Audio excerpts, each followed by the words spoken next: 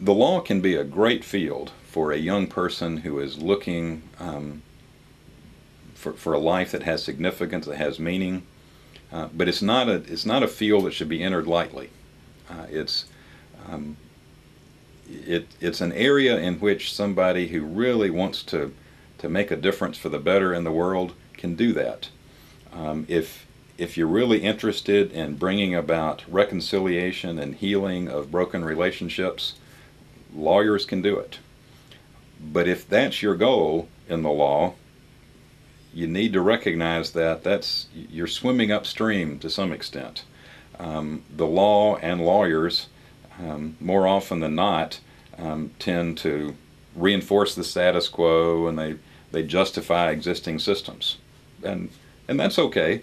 But for young folks that I talk to that want to go into law because they really want to shake things up and make a difference, I encourage that. I'm always excited to see it. That's the main reason I do what I do. That is, teach in a law school, to work with young people like that who want to do that. I just want to make sure everybody understands as you go into it that it won't be an easy road to do that. It's ultimately the most satisfying thing one can do in life, I think, to feel like you're really making a difference for somebody else and really be of service to other people and to your community. And lawyers, as I said, are in a position maybe better than anybody I know in society to do that. But if that's what you want to do, you have to keep reminding yourself over and over again why you went into law. Because it's too easy to get swept up into other aspects and find yourself going down a road where you've really lost sight of that original purpose. And one of the things I try to do with my law students is help them remember the purpose that brought them into law in the first place. And then I hope when they leave us and go out into the world that they'll continually return to that and keep looking within as they also look without and doing their work. Great. Great stuff. Who are your heroes? My heroes in the law, probably Thurgood Marshall is at the top of the list. Not so much the Justice Thurgood Marshall, although he was a great Supreme Court justice and did great work on the court. It's the lawyer Thurgood Marshall who along with the other folks with the NAACP Legal Defense Fund, did such great work over a period of really a generation to break down legal segregation in this country. And it's really a fascinating story that most of us in the law aren't as familiar with as we ought to be. And so Thurgood Marshall and the other lawyers who really did the long work leading up to Brown versus Board of Education. That's a story that I like to return to and talk to my students about.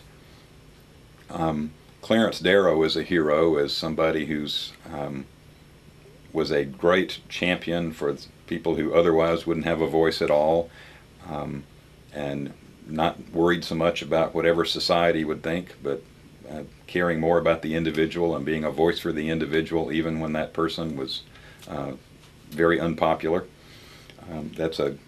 In terms of other heroes in life, my ultimate heroes, I think, are a couple of lawyers who aren't known for their work as lawyers.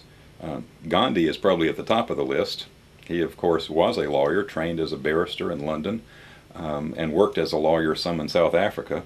And I like to think that his legal training and background were a part of his work, but ultimately his work of really focusing on bringing about change without doing it violently is what this world needs more than anything. And so along with that, Nelson Mandela, very similar, the work to bring about freedom and equality in South Africa without violence.